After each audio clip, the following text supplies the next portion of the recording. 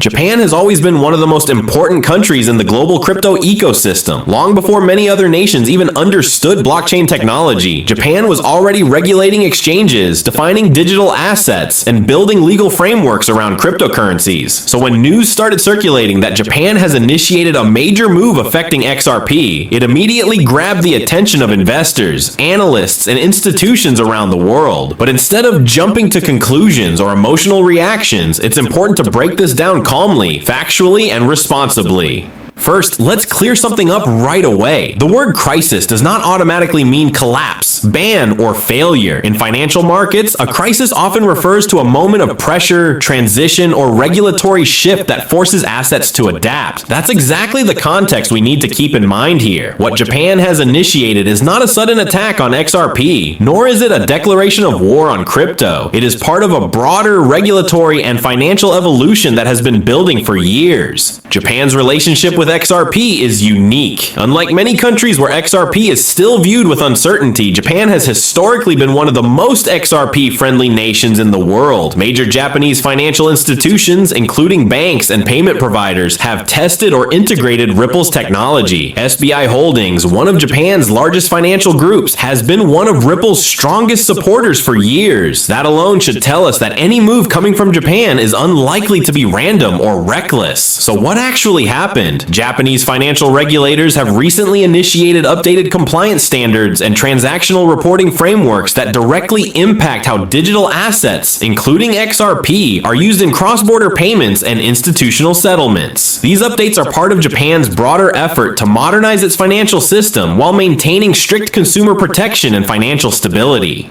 For XRP, which is heavily positioned as a bridge asset for cross-border transactions, this creates pressure, not because XRP is being banned or rejected, but because higher standards mean higher expectations. Assets that want to operate at an institutional level must now meet more detailed transparency, liquidity, and reporting requirements. This is where the word crisis comes into play, not as a death sentence, but as a stress test.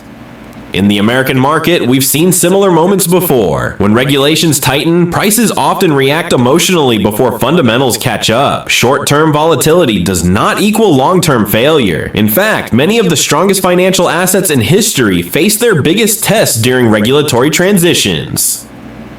Another important point to understand is that Japan's move is not isolated. It aligns with global trends we're seeing in the United States, Europe, and other major economies. Governments are no longer asking whether crypto will exist. They're asking how it will be integrated, supervised, and controlled within existing financial systems. That shift alone tells us crypto has already crossed a major threshold. Now let's talk specifically about XRP and why Japan's decision matters so much. XRP is not designed to be a speculative meme asset. Its primary use case is liquidity and settlement. That means XRP lives and dies by regulation, not hype. When a country like Japan updates its financial framework, XRP feels it immediately. Some investors interpret this as a negative sign, but institutional analysts often see it differently. Regulation brings friction, but it also brings legitimacy. Assets that cannot survive regulation disappear. Assets that adapt often emerge stronger and more trusted. In Japan's case, the focus is heavily on transaction traceability, anti-money laundering compliance, and real-time settlement transparency. XRP's underlying technology is actually well suited for this environment. However, implementation takes time, and markets don't like waiting. That's why we see uncertainty, speculation, and fear-driven narratives spreading quickly online. It's also critical to address misinformation. There is no official statement from Japan declaring XRP illegal, suspended, or frozen. Claims suggesting that Japan has killed XRP or shut down Ripple are simply not supported by verified sources. YouTube policies are very clear about avoiding misleading financial claims, and viewers deserve accuracy over exaggeration. From an American perspective, this situation looks very familiar. We've watched regulatory pressure shape industries before: tech, banking, even the internet itself. Early regulation often feels restrictive, but over time it defines winners and losers. The same process is now happening in crypto. Another layer to this situation is timing. Japan Japan's move comes at a moment when global liquidity is tight, interest rates are still a concern, and investors are more sensitive to risk. In that environment, any regulatory update can feel amplified. That doesn't mean the underlying asset has fundamentally changed overnight. For XRP holders, the key takeaway is not panic, but perspective. Long-term value is not determined by headlines, but by adoption, utility, and compliance. Japan's financial system does not make impulsive decisions. Everything is slow, methodical, and data-driven. If Japan were truly abandoning XRP, we would see clear institutional exits. That has not happened. Instead, what we are seeing is adjustment. Banks and payment providers are reassessing operational frameworks. Compliance teams are updating procedures, and regulators are ensuring alignment with international standards. This is not a collapse scenario. It's a recalibration. In the US, regulators are watching these developments closely. Japan often serves as a model for how to balance innovation with oversight. If XRP successfully navigates this phase in Japan, it could actually strengthen its position in other markets.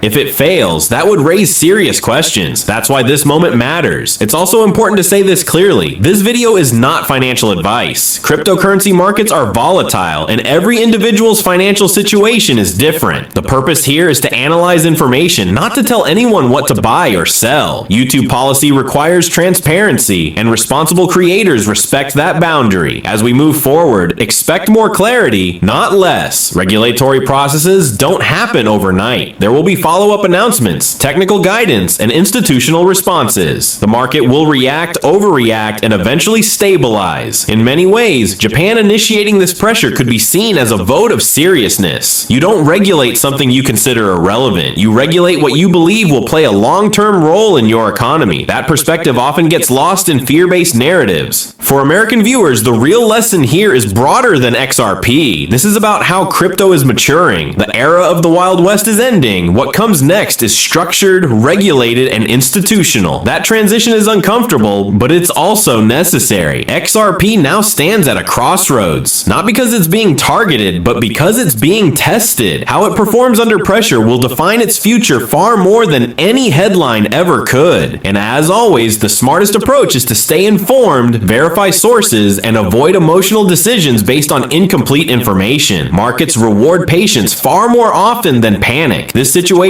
is still developing, and responsible analysis means watching how it unfolds rather than rushing to conclusions. Japan has initiated a moment of accountability for XRP, not a verdict. What's important to understand next is how markets usually respond to moments like this. Historically, when regulatory clarity increases, assets that are closely tied to real-world financial systems experience a short period of uncertainty before entering a more stable phase.